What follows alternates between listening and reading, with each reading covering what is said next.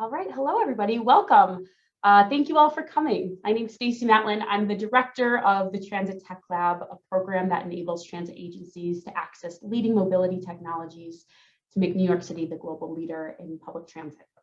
The lab hosts annual challenges to help transit agencies find the most innovative solutions to their pressing challenges.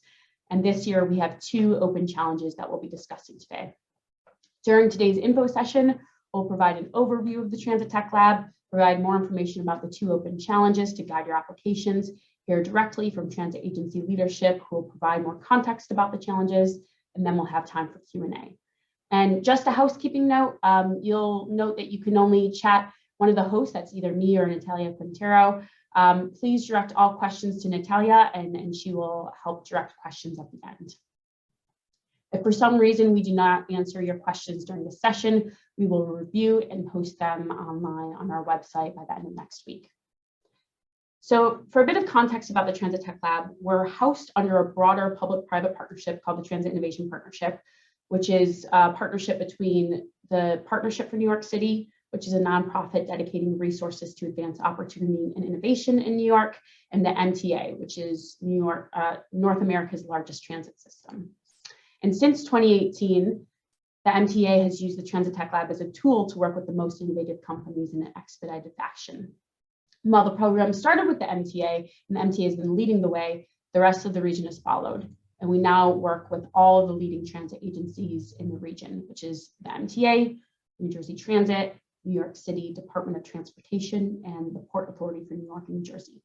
And each of these agencies have selected two key challenge areas in which they are seeking innovative solutions to solve around public transit recovery and sustainability. And through the Transit Tech Lab, transit agencies can ask broad questions and are seeking innovative, non-prescriptive solutions to these broad questions. So how it works, we have a four-step process. Starting with the transit agencies, they've already selected their two key challenge areas for this year. And these challenges are posted online and publicly available, and applications are open. We welcome startups to apply, and applications are due by March 25th. After this, both public and private sector evaluators will be reviewing all the applications, and they will be selecting semifinalists, which will be invited to conduct virtual pitch presentations on April 20th and April 21st. And then on April 22nd, there will be a demo day where startups will be invited to do a virtual 30-minute presentation, which is essentially a broader pitch, a virtual demo session where agency staff can touch and feel the technology, of course, in a virtual way. And then after this, the transit agencies will each select startups to participate in 8-week proofs of concepts. And those 8-week proof of concepts will begin on May 9th. And then throughout the period of the proof of concept, technologies will be tested and evaluated, and at the end there will be a final presentation. And at this point, each of the transit agencies can select startups to move forward to a year-long pilot to further test and understand if the technology is valuable and if a longer-term relationship might make sense. And the year-long pilots begin on September 13th. So as mentioned, this year we have two challenges around public transit recovery and sustainability. The recovery challenge asks the broad question, how can we support the recovery of public transit and deliver service that gets customers back? The sustainability challenge asks the broad question, how can we build a more climate resilient transportation system and increase energy efficiency of fleets and facilities? Oh, I am not sharing my screen. So let me, let me share my screen and I will. Here we go. All right, thanks everyone. All right, so in terms of who should apply, growth stage startups who have already found product market fit, are generating more revenue, have customers either in other market segments or other agencies, have been most successful in the past. And you'll see here a list of example use cases that each of the transit agencies have provided. And just to note that these are not prescriptive, that if you have a solution that can address the question in a broad way, we encourage you to apply. For eligibility, so as mentioned, growth stage companies are encouraged to apply. The solutions should address the challenge. So in your application, you should mention specifically how your solution addresses the broad challenge that you're addressing. You should have already deployed to customers and be independently owned and operated. So subsidiaries of larger companies are not eligible to apply. And then lastly, international companies are welcome to apply, but you must be registered to do business in New York State. We do have specific information around how to register to do business in New York on our website in our FAQs, so you can go check that out if curious. In terms of evaluation, so public and private sector evaluators will be evaluating all applications that come in through the same 4 criteria: impact, product, team, and value. And they're all weighted equally. So impact, is the solution viable? Will it have a positive impact on performance and customer experience? Product, can you present metrics to show product market fit and ideally demonstrate other paying customers who you've worked with who can help demonstrate that product market fit? Team, is the team qualified? Do you have enough resources to participate in the Transit Tech Lab and there are no conflicts of interest? And value, are you demonstrating a new innovation that can provide value to the transit agencies and can improve efficiency in some way?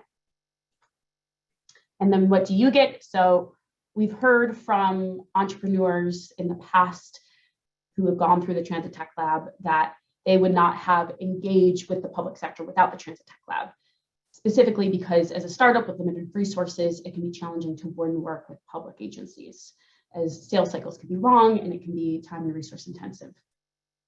And the Transit Tech Lab was specifically created for startups to make the process as easy as possible to enable startups to work with the public sector. So we have a really simple application. It takes about 30 minutes. And we have a streamlined process where you gain access to an exposure and feedback from all of the regional agencies in the New York metro region, private sector investors and industry experts. And then once it's accepted into the 8-week proof of concept program, you have a customized plan to evaluate technical integration, which includes a kickoff meeting to establish expectations, tour of the facilities, ability to shadow day-to-day tasks when appropriate to understand product use, and then meetings with procurement, legal, and IT security to really understand what it's like to do business with each of these agencies. And then at the end of the proof of concept, you will conduct a final presentation across all agency leadership and demonstrate your findings. And then from there, each of the agencies can select startups to move forward in that year-long pilot. And while that year-long pilot is unpaid, we do work with NYSERDA, which stands for New York State Energy Research and Development Authority, who can provide funding for pilots that reduce energy use and greenhouse gas emissions. So some key dates to keep in mind, as mentioned, applications are due March 25th. Please start them now. Don't wait for the last minute to apply. After this, public and private sector experts will be evaluating each of the applications, and semifinalists will be invited to pitch on April 20th and April 21st through virtual 30-minute presentations. Demo day is April 22nd. And then after that, the transit agencies will select startups to participate in that 8-week proof of concept, which begins May 9th, and the pilot begins September 13th. So now I am happy and honored to be joined by 2 incredible partners from the MTA and New Jersey Transit, who will speak more about the challenges and the publicly available resources on our website. And please do note that the Port Authority and New York City Department of Transportation do have public resources on our challenge web pages, so you can view those as well. So from the MTA joining us, we have Jamie Torres Springer, who is President of Construction and Development. And from New Jersey Transit, we have Krishna Malaya, Head of Innovation. So I will hand it off to Jamie to speak a little bit more.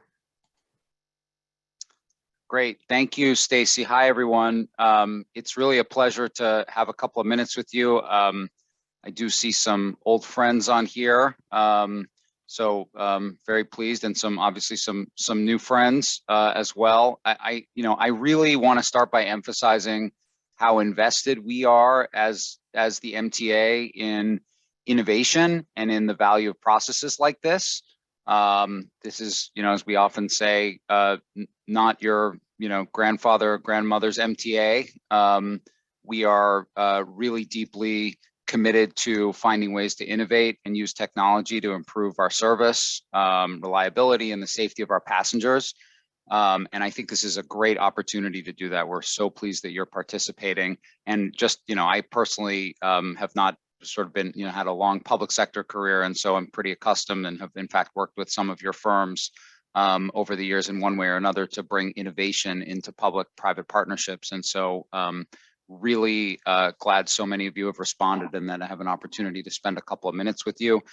So as Stacy said, the recovery challenge that we've put out is really, around how we bring our riders back in a way that they feel comfortable and safe. We're pretty pleased with our trajectory. I think a lot of this has been out there in terms of board presentations, and there's more information about it. We had projected in the middle of the pandemic how long it would take us to get to something like 85% ridership being back. Obviously, we don't control all of that. A lot of this is macro and microeconomic in terms of where people are going, how often people are going into in-person work, and some of the trends that are occurring there.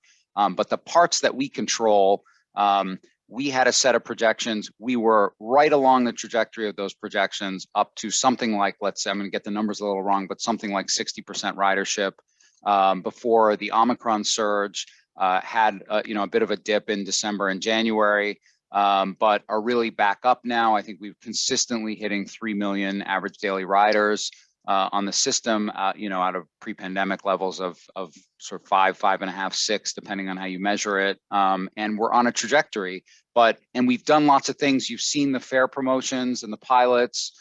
You've seen what we're doing on safety presence in the system, cleanliness, obviously service reliability, the improvements we continue to make. We need to bring technology in, and we outline those areas: Omni, crew scheduling, real-time data tools to analyze changes in travel patterns, and then also this issue of track intrusion. And so we really want to get your ideas and input and opportunities to use technology in those areas. I have some particular expertise because I've been the head of a task force that's looking at the track intrusion issues. And so I wanted to speak to that in particular today. But all of those opportunities are important ones that we're focused on. And we're excited to hear what ideas you come up with. So just to spend a minute on track intrusion in the next slide, we did create this task force, got increasingly focused on the fact that we had seen a 20% increase on incidents of people getting onto our track, and that was in 2021 versus 2019, and that's despite the fact that obviously our ridership was significantly down. So we've spent some time, we're issuing a full report this month, understanding the nature of the problem and some of the different tools that we can use to intervene, including technology. What you see here is our assessment as we started to collect more data about the fact that depending on how you look at this pie chart, the majority or vast majority of intrusions are voluntary.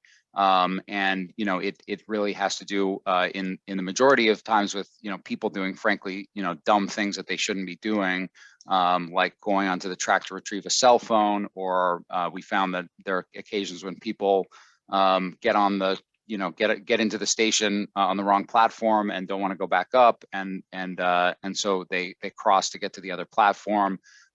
There's also, there are the tragic incidents that raise concerns about public safety. We had obviously a tragic shoving in Times Square that led to the death of Michelle Go. There were 4 of those last year altogether out of almost 2,000 reported intrusions.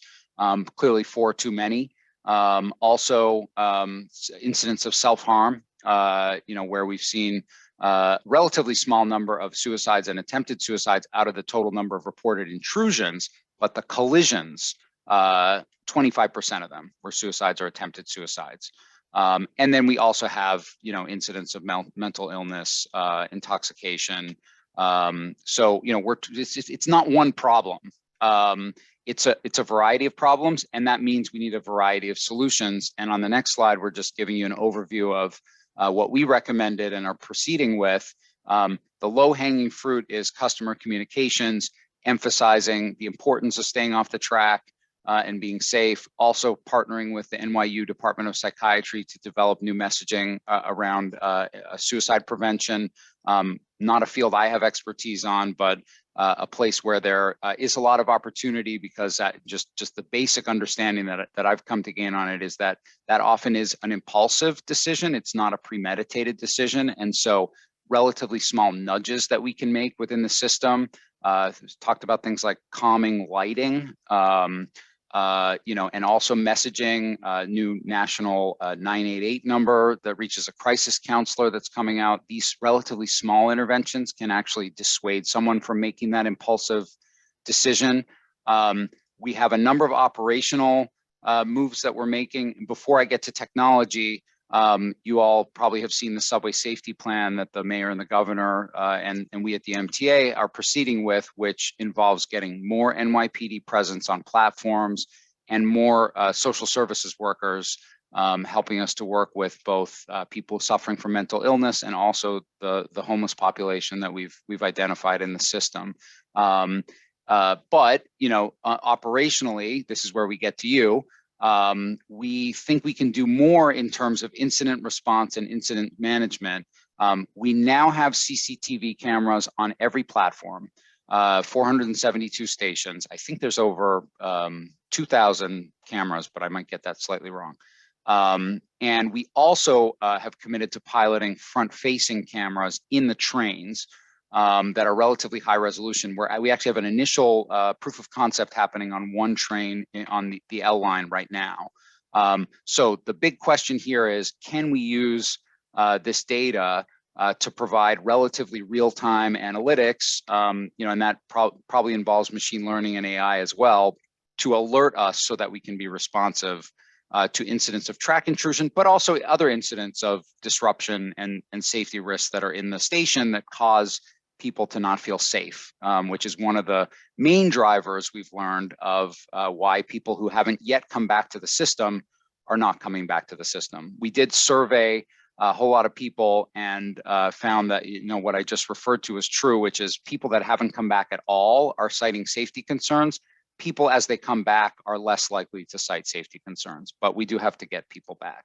So there's the analytics around CCTV. And then in terms of bigger capital investments, we're looking at piloting track intrusion detection systems. So we actually did have a separate RFI, request for ideas, that came out, and we're analyzing the responses we got. We've done some things in the past, this is basically an alarm or an alert gets set off when someone enters the track. The problem in the past has been it's been hard to distinguish between animate and inanimate objects. So we got some feedback and are happy to hear from you through this process as well on how we can analyze data quickly so that we may even be able to tell a train operator to stop a train, but without sort of paralyzing the entire system. So track intrusion detection is one thing.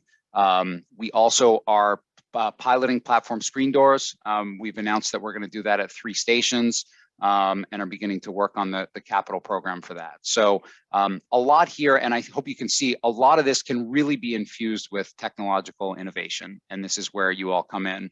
I think the last thing is just to, so we can, I've gone on too long, but we can sort of show a quick sample of the kind of video analytics that we're able to get, or this is just video, there's no analytics to it. But this is just an example of what you can see from our platform-mounted CCTV. I think at some point it had. I mean, it looks like as if you're standing on that platform. You've all seen a train come into a station, so we can probably we can move on. But that's the kind of data that we have. And to that last point, on the next slide, you can see the data resources that we're able to make available. This will be on the task force website, and will be available to you, and we can get into more detail about that. So anyway, thank you. I've gone on too long, but we really appreciate you participating in this and look forward to seeing what the results are. Thank you, Jamie. We appreciate it. And note that the video that was shown here, we have 3 of these sample videos on our website. If you go to transitinnovation.org/challenge/recovery, that is our Recovery Challenge website. At the bottom, you will see all 3 of those videos for you to view and download. All right. Thank you, Jamie. Up next, we have Krishna Malaya. So I'm going to now spotlight Krishna.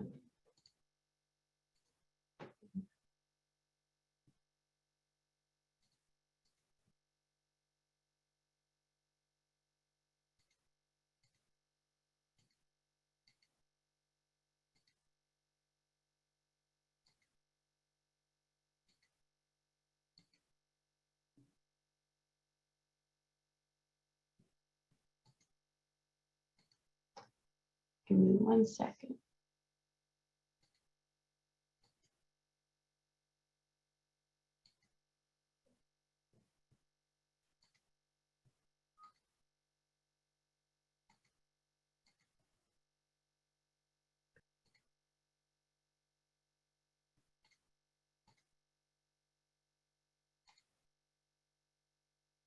All right, it looks like we may have lost Krishna. So hopefully he can hop back on and we can move forward with some of the questions and answers that we've had in the past. Oh, yep. Hey. Oh, are you back? Okay. So sorry about that. Just as we were starting, my Zoom crashed on me. So, you know, as always with the technology stuff. So, hey, I'm actually really excited about working on the New Jersey Tech Lab. Thanks so much, Jamie. That was a great presentation. In fact, here at New Jersey Transit, we're actually working on something very similar.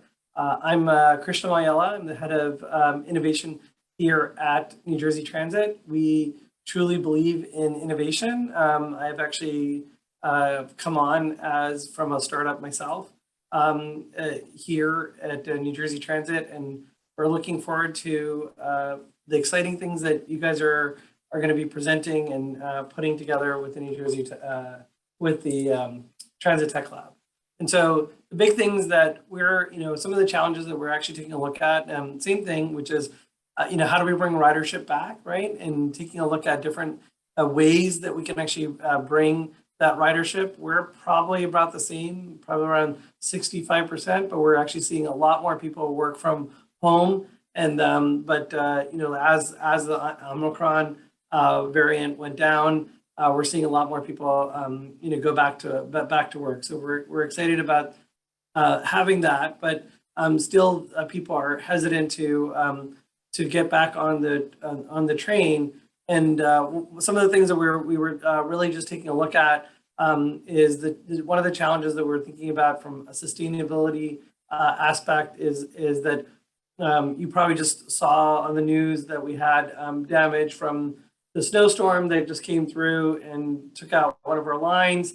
And as more and more severe weather storms are affecting us, and also climate change in general, how can we actually look for ways that we can actually prevent some of those aspects of it from a sustainability point of view?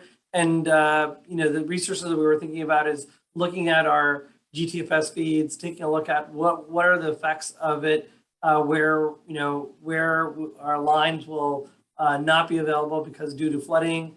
There's been about, in the last 6 months, I think we had 6 major events that we had issues with weather from New Jersey Transit, and obviously that affected a lot of our ridership, and that we're looking for innovative ideas to understand the challenges with weather events, especially from flooding, from down powered lines, and how that actually affects the overall ridership from the one challenge, which is the sustainability challenge.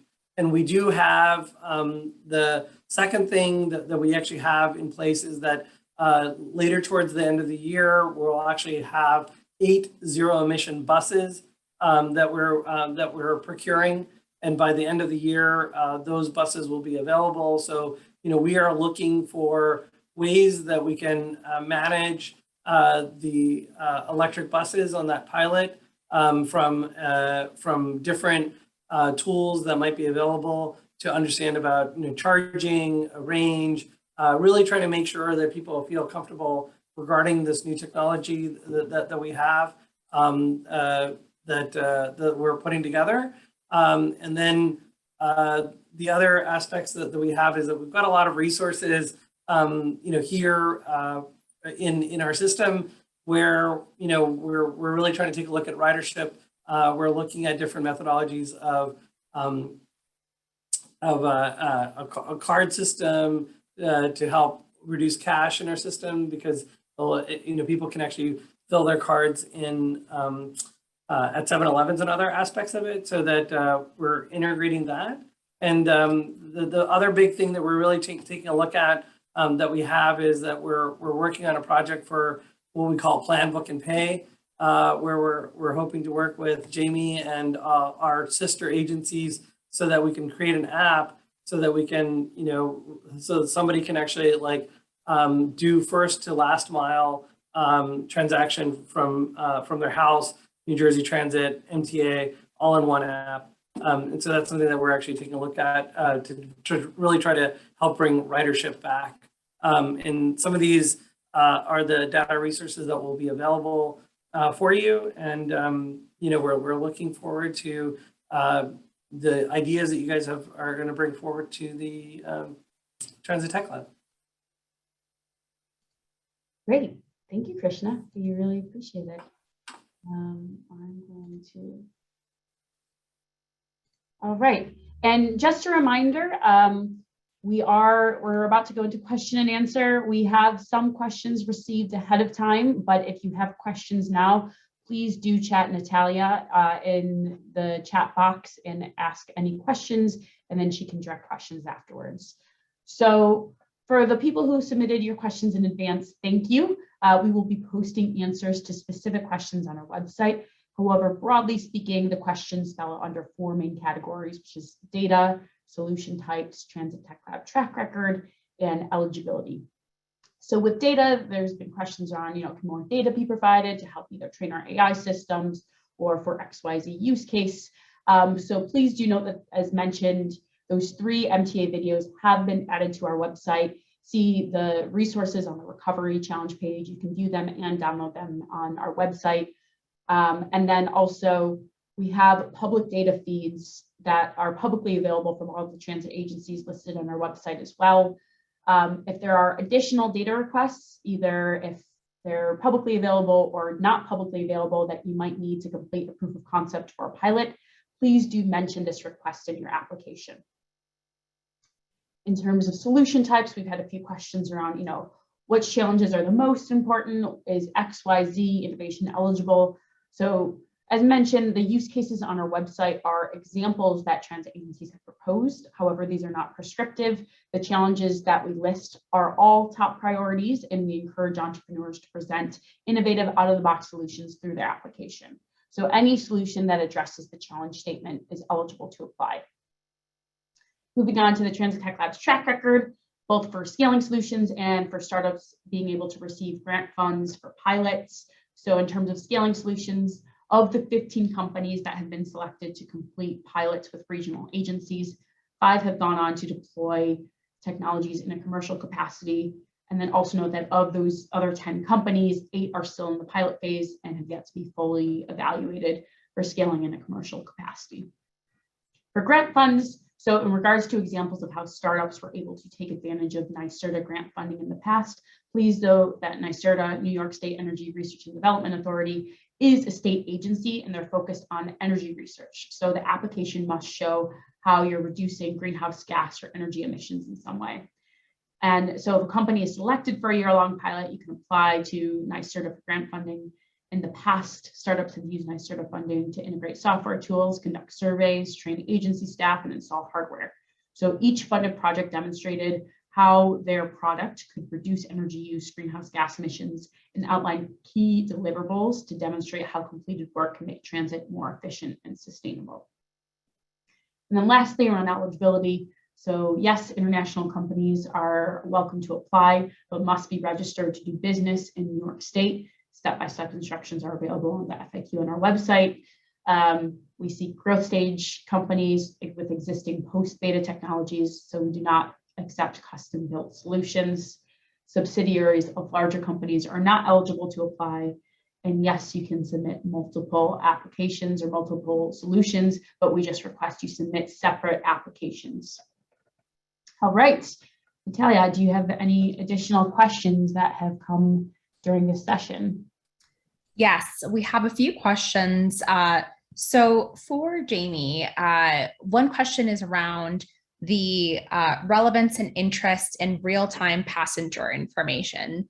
It would be great to hear from you about, to what degree the MTA is prioritizing things like communicating service adjustments or kind of directly kind of communicating with passengers in real time with regards to changes in the system. We might need to unmute Jamie.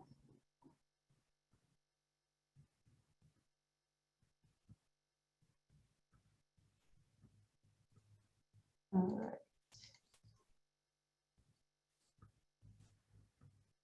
I'm not sure if Jamie had to drop off, but Jessica says that she can answer. So let me. Great. Yeah, Jessica, go ahead. Great. Yes, we are certainly very focused on enhancing our customer communications. I think hopefully all of you have seen like vast improvements in how we're approaching that.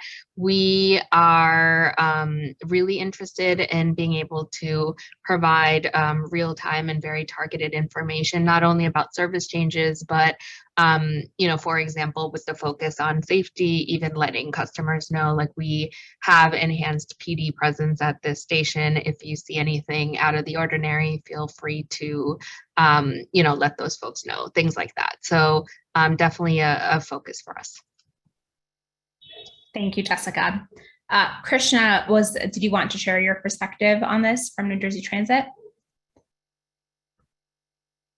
Again, we might need to unmute Krishna. Yeah, absolutely. I mean, one of the big things that we actually added in our app right now is passenger count. Passenger counting on trains, but we would love to expand that onto a bus and bus rail all over. We are working on a program right now to do digital displays to update that, but crowding is a big thing that we're all concerned about, and this is something that is definitely on our on our roadmap and plan to try to understand passenger count and crowding on platforms. Great, thank you, Krishna. We now have two programmatic questions. I will pair them. And again, any additional questions, feel free to DM me. One is, Stacy, if you could just speak to whether physical presence is required for the entire duration of participation in the program. And two is around funding. At what point is the funding available from NYSERDA? Sure. So in terms of being available throughout the duration of the program, so with COVID conditions, we are flexible, and obviously we will be adaptive to however COVID conditions permit. We are requesting startups to be available, especially for that first kickoff week of the 8-week proof of concept, and then also any final meetings that we have, and same with the pilot. There's a kickoff meeting and then a final presentation at the end. We request people to be in person, but you do not need to be in New York for the duration of the proof of concept or the pilot. And then that second question, do you mind restating the second question? Yes, the second question is around NYSERDA funding and when it is available to companies that participate in the program. So with NYSERDA funding, if a startup is selected to conduct a pilot, a year-long pilot, at that point when they are selected, they can then apply for NYSERDA grant funding. So the 8-week proof of concepts are unpaid, but the year-long pilots, there's opportunities to receive NYSERDA funding, and we facilitate that application process before the pilot begins. Great, thank you. I see a lull in questions, so I'll turn it back to you, Stacey. All right, I just received one more question in terms of what information would the MTA or New Jersey Transit like to find out from its riders around recovery that is difficult to collect? So I don't know if either Krishna or maybe Jessica, if you have a response. Jamie alluded to the targeted survey that we did using like a sample of our customers who have subscribed to MTA e-alerts, for example. I think, you know, we want to track attitudes toward the subway system and how they're changing over time, especially in these next few very critical months as we expect to see an uptick in people going back to the office and the like. You know, we're doing that to a limited extent, but to the anything that we can do to sort of scale that up, I think would be helpful. Yeah, I mean, sentiment analysis is really, really critical from both, from our side, right? I mean, especially because of the weather outages that we had, right? And we had a lot of people that complain about that. I mean, it's like a lot of our users actually use our app. 50% of our users actually use our app to get on the train or the buses. And we'd love to try to get more insights of understanding that from a sentiment perspective. Thank you. And I do see one more question for Krishna and Jessica. Could you maybe just briefly at a high level describe the process at your respective agencies for purchasing and scaling technologies that relate to this type of technology? Yeah, so it depends on the scale of the purchase, obviously, what procurement vehicle we can use. You know, in some cases we can, if there is a successful pilot and the cost is relatively low, move forward with a direct purchase. In other cases, we may have to go through like a full RFP procurement. So that can range, you know, from in terms of time, from a matter of a month or two all the way to 9 to 12 months. So we're happy to provide additional information on that. There also on the MTA website information about the different procurement vehicles we use as well. Great. Yeah, from the New Jersey Transit side, we're actually launching a new innovation portal that's actually going to be on our New Jersey Transit website. We have, I actually have a small budget for doing small pilot projects that are usually 3 to 6 months. Actually, one of them came directly out of the Transit Tech Lab. So, Stacy, actually, today we're actually installing NAC. So just to let you know, and then we did the Navalins aspects of it. So, I mean, those are great examples of, things that came out of the Transit Tech Lab, and we're actually, actually piloting them. And then depending, again, it's a range in terms of the budget, and really, being a government agency, procurement has always been the challenge, but we're trying to work. We've got a new contract that we've got in place that we can do quick pilots, like I said, 3 to 6 months. And there's a funding limit for that, depending on the project. And then once that comes in, then it really just depends on how large it is, right? If it's over $1 million, then for the full, if we say, yeah, we love it, and it's above that, then we have to go to the board. But then we also have to find a procurement vehicle, and any type of procurement vehicle that goes to RFI might be at least 290 days. So just to let you know.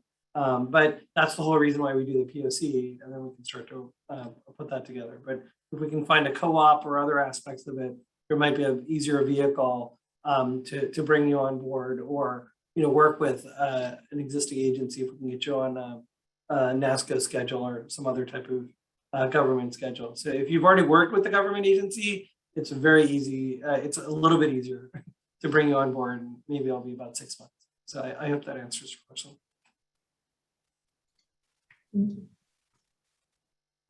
I received a question around how does the group define startups. So I will say that the companies in general who are not subsidiaries of larger companies are encouraged to apply. You can go to our terms and conditions on our website that specifically explain the eligibility criteria. And so the reason that we encourage startups or smaller companies, and the reason the Transit Tech Lab was created, was to help increase the vendor pool for the city of New York, the state of New York, and make it a little bit more of a competitive environment. And so that's the reason that we say startups, but really companies that, as long as they're not subsidiaries of larger companies, are encouraged to apply. Great, Stacey, I see no further questions. So I think we're ready to wrap up. Great. Well, thank you, everybody. Special thank you to Krishna, to Jessica, Sean, and Jamie for being our public sector representers today to speak about more of the challenges and the context in their systems. We are so happy to have them as partners, as well as Port Authority and New York City Department of Transportation. As mentioned, please go to our website, transitinnovation.org/lab, where you can find more information about the recovery and the sustainability challenge. We also have links directly to the F6S application on both of those challenge pages. So please go visit our website, apply today. Applications are due March 25th. So thank you again for your time, and we look forward to seeing your applications. All right, have a good one. Bye.